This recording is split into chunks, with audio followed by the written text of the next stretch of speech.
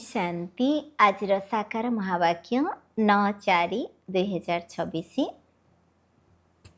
मधुर संतान माने तुम्हें माने वर्तमान सत्य पिता द्वारा सत्य ज्ञान शुणी आलोक को आसीछ तेणु तुम मानकर कर्तव्य है समस्त को अंधकार आलोक को आनिबा।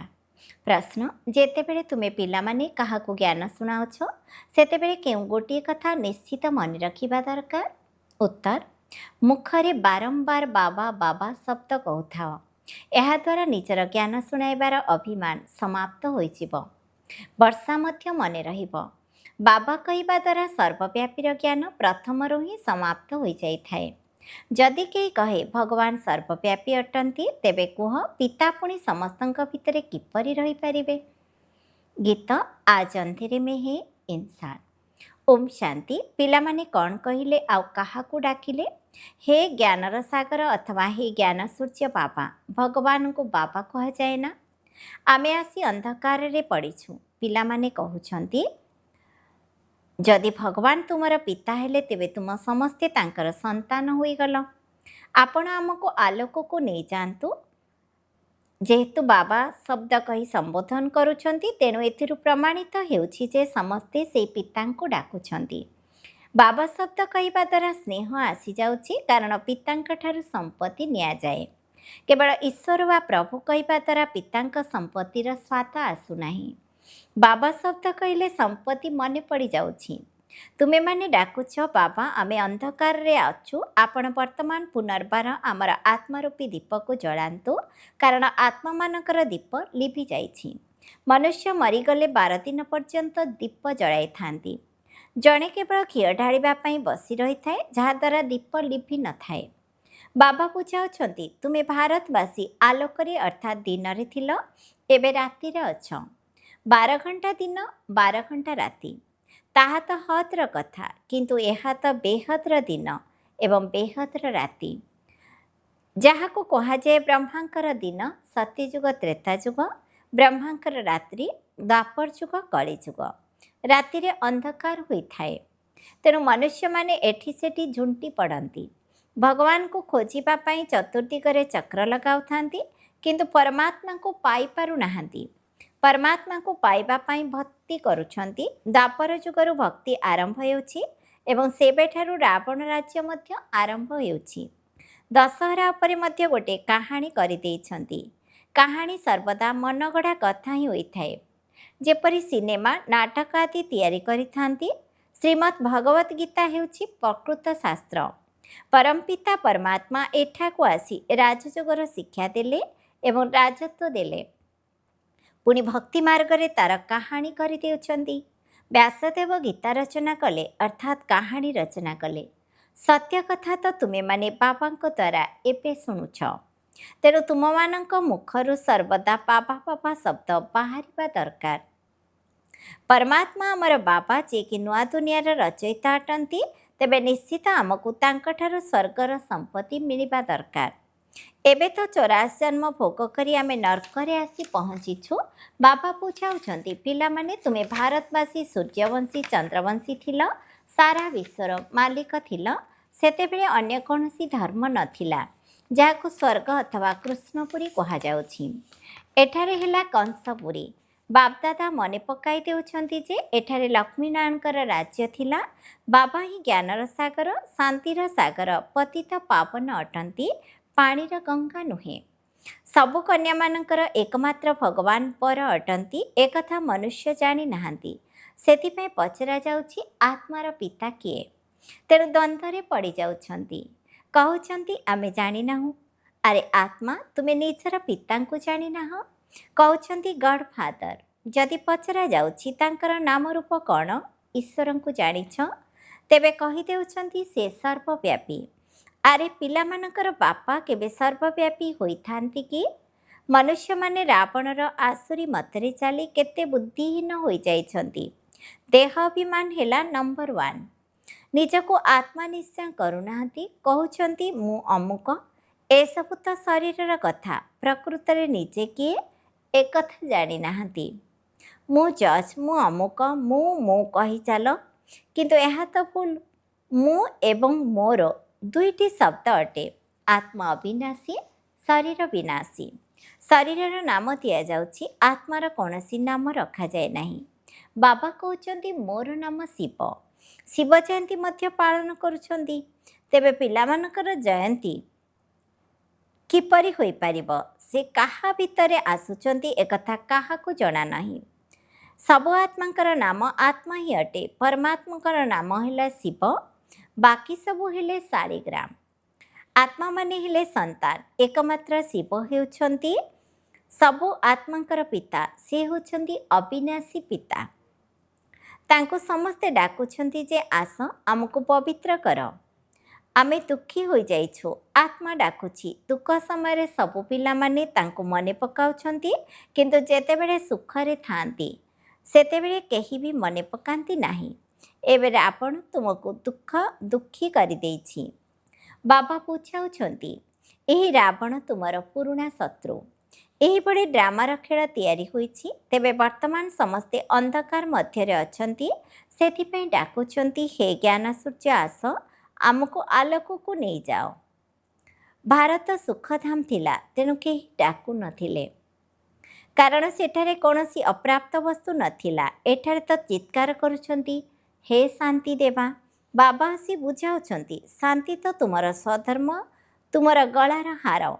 आत्मा शांतिधामर निवासी, आत्मार स्थान शांतिधामर पुणी सुखधाम को जाइथाए। सेठारे तो सुख ही सुख रही, तेणु तुमको पार्टी कर डाकिबाको पड़ी न थाए। दुखरे ही समस्ते चित्कार करिथांती दया कर, दुखहर्ता सुखकर्ता बाबा आस, शिव बाबा मीठा बाबा पुनर्बार आस। तेबे बाबा आसुछन्ति निश्चित, सेथिपई तो शिव जयंती पालन करुछन्ति। श्रीकृष्ण हेले स्वर्गर राजकुमार, तांकर मध्य जन्मदिन पालन करुछन्ति, किंतु श्रीकृष्ण केबे आसीथिले एकथा काहाकू भी जଣା नाही। राधेकृष्ण ही स्वयंवर पर लक्ष्मीनारायण होइथांती, एही कथा केही भी जानि नाहंती। मनुष्य माने ही डाकी आसंती ओ गॉड फादर, हे ईश्वर पिता। अच्छा, तांकर नाम रूप कौन केबे कही देउछन्ति?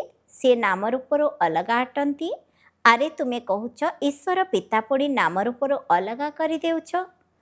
आकाश शून्य अटे, तार मध्य नाम रही। आकाश तुमे माने कहूच आमे पितांकर नाम रूप आदि को जानी नहीं। अच्छा, निज को जानिछ?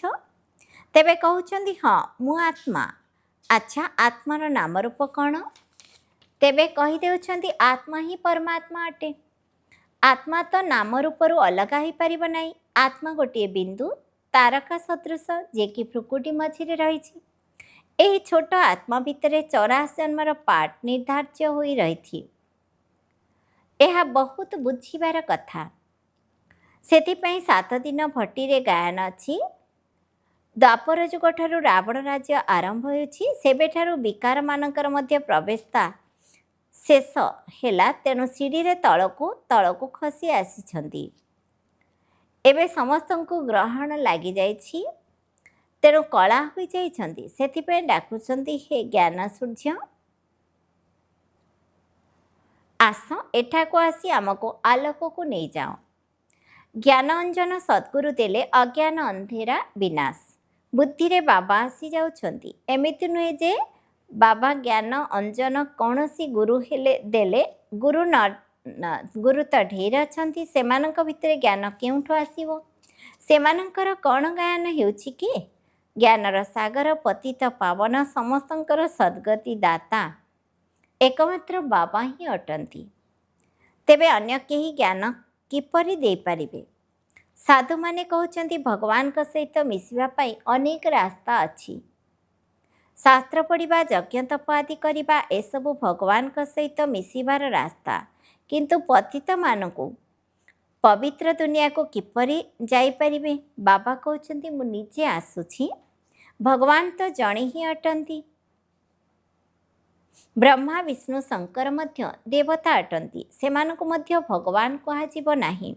सेमानकर पिता मध्य शिव ही अटंती। प्रजापिता ब्रह्मा तो एही ठारे थिले ना, कारण प्रजा माने एही ठारे अछंती। नाम मध्य लेखा जाइछि प्रजापिता ब्रह्मा कुमारी संस्था। तेबे पिला माने ही अछंती। ଅନେକ ବିକେ ଅଛନ୍ତି। ବର୍ଷା ତ ଶିବଙ୍କ ଠାରୁ ମିଳୁଛି, ବ୍ରହ୍ମାଙ୍କ ଠାରୁ ନୁହେଁ। ସମ୍ପତ୍ତି ଦାଦା ଅର୍ଥାତ୍ ଜେଜେବାପାଙ୍କ ଠାରୁ ମିଳିଥାଏ। ଶିବ ବାବା ବ୍ରହ୍ମାଙ୍କ ଦ୍ୱାରା ଆମକୁ ସ୍ୱର୍ଗର ସୁଖର ଯୋଗ୍ୟ କରୁଛନ୍ତି। ବ୍ରହ୍ମାଙ୍କ ଦ୍ୱାରା ପିଲାମାନଙ୍କୁ ପୋଷ୍ୟ କରୁଛନ୍ତି। ପିଲାମାନେ ମଧ୍ୟ କହୁଛନ୍ତି ବାବା ଆମେ ଆପଣଙ୍କ ଠାରୁ ଅଟୁ, ଆପଣଙ୍କ ଠାରୁ ସମ୍ପତ୍ତି ନେଉଛୁ। ବ୍ରହ୍ମାଙ୍କ ଦ୍ୱାରା ବିଷ୍ଣୁପୁରୀର ସ୍ଥାପନା ହେଉଛି। ଶିବ ବାବା ରାଜଯୋଗ ଶିଖାଉଛନ୍ତି। ଶ୍ରୀମତ ଅଥବା ଶ୍ରେଷ୍ଠରୁ ଶ୍ରେଷ୍ଠ ଭଗବାନଙ୍କର ଗୀତା ଅଟେ। ଭଗବାନ ଏକମାତ୍ର ନିରାକାର ହିଁ ଅଟନ୍ତି। ବାବା ବୁଝାଉଛନ୍ତି ତୁମେ ପିଲାମାନେ 84 ଜନ୍ମ ନେଉଛ। ଆତ୍ମା ପରମାତ୍ମା ଅଲଗା ରହିଲେ ବହୁତ କାଳରୁ ଅଲଗା ଅଲଗା ତ ଭାରତବାସୀ ହିଁ ଥିଲେ, ଅନ୍ୟ କୌଣସି ଧର୍ମ ନଥିଲା। ସେଇମାନେ ପ୍ରଥମେ ଅଲଗା ହୋଇଛନ୍ତି। ବାବାଙ୍କ ଠାରୁ ଅଲଗା ହୋଇ ଏଠାକୁ ପାଠ କରିବା ପାଇଁ ଆସିଛନ୍ତି। ବାବା କହୁଛନ୍ତି ହେ ଆତ୍ମାମାନେ ଏବେ ମୋତେ ମନେ ପକାଅ। ଏହା ହିଁ ଯୋଗର ଯାତ୍ରା ଅର୍ଥାତ୍ ଯୋଗ ଅଗ୍ନି। ତୁମ ମୁଣ୍ଡ ଉପରେ ଯେଉଁ ପାପର ବୋଝ ରହିଛି ତାହା ଏହି ଯୋଗ ଅଗ୍ନି ଦ୍ୱାରା ଭସ୍ମ ହୋଇଯିବ। ହେ ମିଠେ ବଚେ ତୁମେମାନେ ସୁବର୍ଣ୍ଣ ଯୁଗରୁ ଲୌହ ଯୁଗକୁ ଆସିଯାଇଛ। ଏବେ ମୋତେ ମନେ ପକାଅ। ଏହା ବୁଦ୍ଧିର କାମ ଅଟେ ନା? ଦେହ ସହିତ ଦେହର ସବୁ ସମ୍ବନ୍ଧକୁ ଭୁଲି କେବଳ ମୋତେ ମନେ ପକାଅ। ତୁମେ ଆତ୍ମା ଅଟ ନା? ଏହା ତୁମର ଶରୀର। ମୁଁ ଶବ୍ଦ ମଧ୍ୟ ଆତ୍ମା ହିଁ କହୁଛି। ତୁମକୁ ରାବଣ ପତିତ କରିଦେଇଛି। ଏଇଭଳି ଖେଳ ତିଆରି ହୋଇଛି। ପାବନ ଭାରତ ଏବଂ ପତିତ ଭାରତ। ଯେତେବେଳେ ପତିତ ହୋଇଛନ୍ତି ସେତେବେଳେ ବାବାଙ୍କୁ ଡାକୁଛନ୍ତି। ସମସ୍ତେ କହୁଛନ୍ତି ଆମକୁ ରାମରାଜ୍ୟ ଦରକାର, କିନ୍ତୁ ଅର୍ଥ କିଛି ବି ବୁଝିନାହାନ୍ତି। ଜ୍ଞାନଦାତା ଜ୍ଞାନର ସାଗର ତ ଏକମାତ୍ର ବାବା ଅଟନ୍ତି। ବାବା ହିଁ ଆସି ଗୋଟିଏ ସେକେଣ୍ଡରେ ବର୍ଷା ଦେଉଛନ୍ତି। ଏବେ ତୁମେମାନେ ବାବାଙ୍କ ଠାରୁ ସୂର୍ଯ୍ୟବଂଶୀ ଚନ୍ଦ୍ରବଂଶୀ ବର୍ଷା ନେବା ପାଇଁ ତାଙ୍କର ସନ୍ତାନ ହେଉଛ। ପୁଣି ସତ୍ୟଯୁଗ ତ୍ରେତା ଯୁଗରେ ତୁମମାନେ ଅମର ହୋଇଯାଉଛ।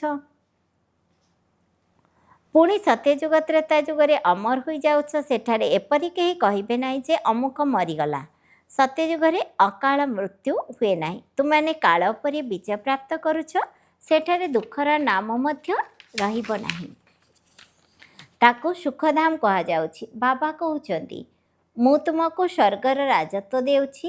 ସେଠାରେ ତ ବହୁତ ବୈଭବ ଅଛି। ଭକ୍ତି ମାର୍ଗରେ କେତେ ମନ୍ଦିର ତିଆରି ହୋଇଛି। ଭାରତ କ'ଣ ଥିଲା? ବାକି ଆଉ ସବୁ ଆତ୍ମାମାନେ ନିରାକାରୀ ଦୁନିଆରେ ଥିଲେ। ପିଲାମାନେ ଜାଣିଗଲେନି ଉଚ୍ଚରୁ ଉଚ୍ଚ ବାବା ଏବେ ସ୍ୱର୍ଗର ସ୍ଥାପନା କରୁଛନ୍ତି।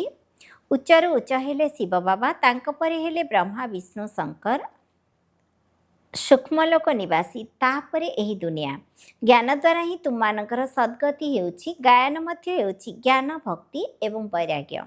ତେବେ ପୁରୁଣା ଦୁନିଆରୁ ବୈରାଗ୍ୟ ଆସୁଛି, କାରଣ ସତ୍ୟଯୁଗରେ ରାଜତ୍ୱ ମିଳୁଛି। ଏବେ ବାବା କହୁଛନ୍ତି ପିଲାମାନେ କେବଳ ମୋତେ ମନେ ପକାଅ। ମୋତେ ମନେ ପକାଇଲେ ତୁମମାନେ ମୋ ପାଖକୁ ଆସିଯିବ। ଆଚ୍ଛା, ମିଠା ମିଠା ଶିକିଲଧେ ସନ୍ତାନମାନଙ୍କ ପ୍ରତି ମାତାପିତା ବାପଦାଦାଙ୍କର ମଧୁର ସ୍ନେହଭରା ଶୁଭେଚ୍ଛା ଏବଂ ସୁପ୍ରଭାତ। ଆତ୍ମିକ ପିତାଙ୍କର ଆତ୍ମିକ ସନ୍ତାନମାନଙ୍କୁ ନମସ୍ତେ। ଆମ ଆତ୍ମିକ ସନ୍ତାନମାନଙ୍କର ମଧ୍ୟ ଆତ୍ମିକ ପିତାଙ୍କୁ ନମସ୍ତେ। ନମସ୍ତେ ବାବା, ନମସ୍ତେ। ଧାରଣା ପାଇଁ ମୁଖ୍ୟ ସାରାଂଶ, ମୁଣ୍ଡ ଉପରେ ଯେଉଁ ପାପର ବୋଝ ରହିଛି ତାକୁ ଯୋଗ ଅଗ୍ନି ଦ୍ୱାରା ଭସ୍ମ କରିବାକୁ ହେବ। ବୁଦ୍ଧି ଦ୍ୱାରା ଦେହ ସହିତ ଦେହର ସମସ୍ତ ସମ୍ବନ୍ଧକୁ ଛାଡ଼ି ଏକମାତ୍ର ବାବାଙ୍କୁ ହିଁ ମନେ ପକାଇବାକୁ ହେବ। 2 ନମ୍ବର, ଡାକ ଛାଡ଼ିବା ବା ଚିତ୍କାର କରିବା ପରିବର୍ତ୍ତେ ନିଜର ଶାନ୍ତ ସ୍ୱଧର୍ମରେ ସ୍ଥିତ ହୋଇ ରହିବାକୁ ହେବ। ଶାନ୍ତି ତୁମର ଗଳାର ହାର। ତେଣୁ ଦେହ ଅଭିମାନରେ ଆସି ମୁଁ ଏବଂ ମୋର ଶବ୍ଦ କହିବାର ନାହିଁ। ନିଜକୁ ଆତ୍ମା ନିଶ୍ଚୟ କରିବାକୁ ହେବ। ବରଦାନ, ନିଜର ସତ୍ୱଗୁଣୀ ଦୃଷ୍ଟି ଦ୍ୱାରା ଅନ୍ୟ ଆତ୍ମାମାନଙ୍କର ଦୃଷ୍ଟି ବୃତ୍ତିକୁ ପରିବର୍ତ୍ତନ କରୁଥିବା ସାକ୍ଷାତକାର ମୂରତ ହୁଅ। କଥାରେ ଅଛି ଦୃଷ୍ଟି ଦ୍ୱାରା ସୃଷ୍ଟିର ପରିବର୍ତ୍ତନ ହୋଇଥାଏ। ତେଣୁ ତୁମମାନଙ୍କ ଦୃଷ୍ଟି ଏଭଳି ସତ୍ୱଗୁଣୀ ହୋଇଥାଉ ଯାହାଦ୍ୱାରା କିପରି ବି ତମଗୁଣୀ ବା ରଜଗୁଣୀ ଆତ୍ମାର ଦୃଷ୍ଟି ଏବଂ ସେମାନଙ୍କର ସ୍ଥିତି ପରିବର୍ତ୍ତନ ହୋଇଯିବ। ଯେଉଁମାନେ ବି ତୁମ ସମ୍ମୁଖକୁ ଆସିବେ ସେମାନେ ତୁମର ଦୃଷ୍ଟି ଦ୍ୱାରା 3 ଲୋକ ଏବଂ ନିଜର ପୁରା ଜୀବନ ଜାଣିପାରିବେ। ଏହା ହିଁ ହେଉଛି ନଜର ବା ନିହାଲ କରିବା। ଶେଷ ସମୟରେ ଯେତେବେଳେ ଜ୍ଞାନ ଦ୍ୱାରା ସେବା ହୋଇପାରିବ ନାହିଁ, ସେତେବେଳେ ଏହିଭଳି ସେବା ହେବ। ସ୍ଲୋଗାନ: ପବିତ୍ରତାର ବାସ୍ତବିକ ସ୍ୱରୂପ ସତ୍ୟତା ଅର୍ଥାତ୍ ଦିବ୍ୟତା ଅଟେ। ଅବ୍ୟକ୍ତି ସାରା ମହାନ ହେବା ପାଇଁ ମଧୁରତା ଏବଂ ନମ୍ରତାର ଗୁଣକୁ ଧାରଣ କର। ମଧୁରତା ଏବଂ ନମ୍ରତାର ଗୁଣ ନଇବା ଶିଖାଇଥାଏ। ଯେତିକି ଏବେ ତୁମେମାନେ ନିଜର ସଂସ୍କାରରେ ବା ସଂକଳ୍ପରେ ନମ୍ର ହେବ, ସେତିକି ଅନ୍ୟମାନଙ୍କର ମଧ୍ୟ ଆପଣଙ୍କ ଆଗରେ ମୁଣ୍ଡ ନୁଆଇବେ। ନଇଁବା ଅର୍ଥାତ୍ ନୁଆଇଁବା। ସଂସାରରେ ମଧ୍ୟ ନଇଁବା ଆବଶ୍ୟକ। ଏପରି ସଂକଳ୍ପ ମଧ୍ୟ ନ ଆସୁ କି ଅନ୍ୟମାନେ ମୋ ଆଗରେ କିଛି ତ ମୁଣ୍ଡ ନୁଆନ୍ତୁ। ଯଦି ମୁଁ ନଇଁବି ତେବେ ସମସ୍ତେ ନାଇଁବେ। ଯେଉଁମାନେ ସଚ୍ଚା ସେବାଧାରୀ ଅଟନ୍ତି, ସେମାନେ ଯଦି ସମସ୍ତଙ୍କ ଆଗରେ ପୁଣି ମୁଣ୍ଡ ନୁଆଇବେ, ତେବେ ଯାଇ ସେବା କରିପାରିବ। ଓମ୍ ଶାନ୍ତି।